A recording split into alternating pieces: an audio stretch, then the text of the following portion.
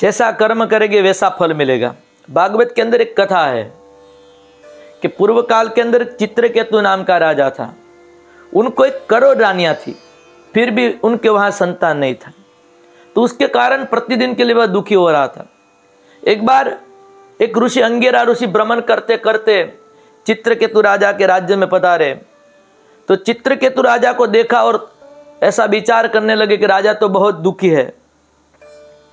तो अंगिरा ऋषि ने पूछा, आपके दुख का कारण क्या है?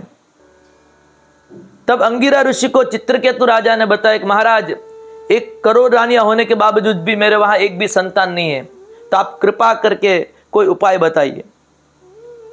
अंगिरा ऋषि ने कहा, यह तो भगवत कृपा है कि भगवान का भजन करने में सहजता और सरलता मिलती है। जिनके वहां संतान है वो भी सुखी नहीं है। राजा, तुम भगवान की भक्ति करो। लेकिन राजा चित्रकेतु अंगिरा ऋषि की बात न माना। तो अंगिरा ऋषि ने आशीर्वाद दिया कि तुम्हारे वहां संतान होगा, लेकिन वह संतान तुम्हें हर्ष भी प्राप्त करवाएगा और दुख भी प्राप्त करवाएगा। धीरे धीरे धीरे दिन बीतने लगे। राजा की प्रथम रानी थी कृतद्युति। वह गर्भवती हुई और उनके वहां एक पुत्र का जन्म हुआ। तो राजा बहुत आनंदित हुआ।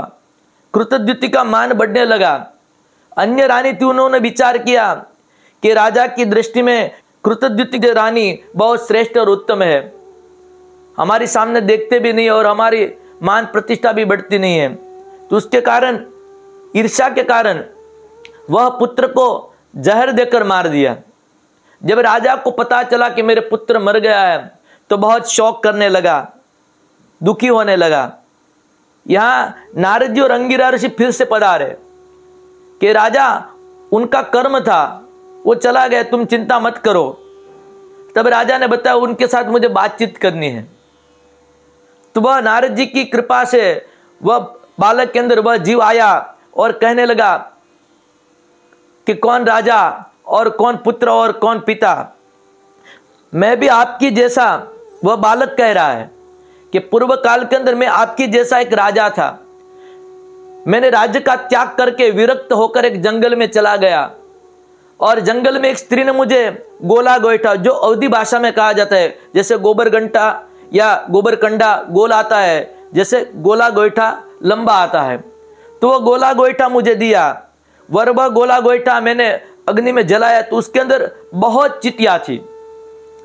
तो पूर्व जन्म में, यह जन्म मेरी मां बनी है, वह गोला गोईठा देने वाली स्त्री है।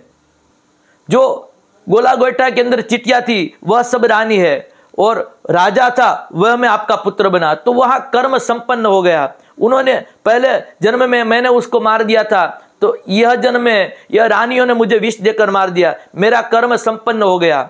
तो वह जीव चला गया। यहाँ राजा भी कृतज्ञ विचार करने लगा और सब राज्य का त्याग करके भगवान की भक्ति करने लगा। तो कहने का तात्पर्य, जैसा कर्म करेंगे वैसा फल आपको मिलेगा।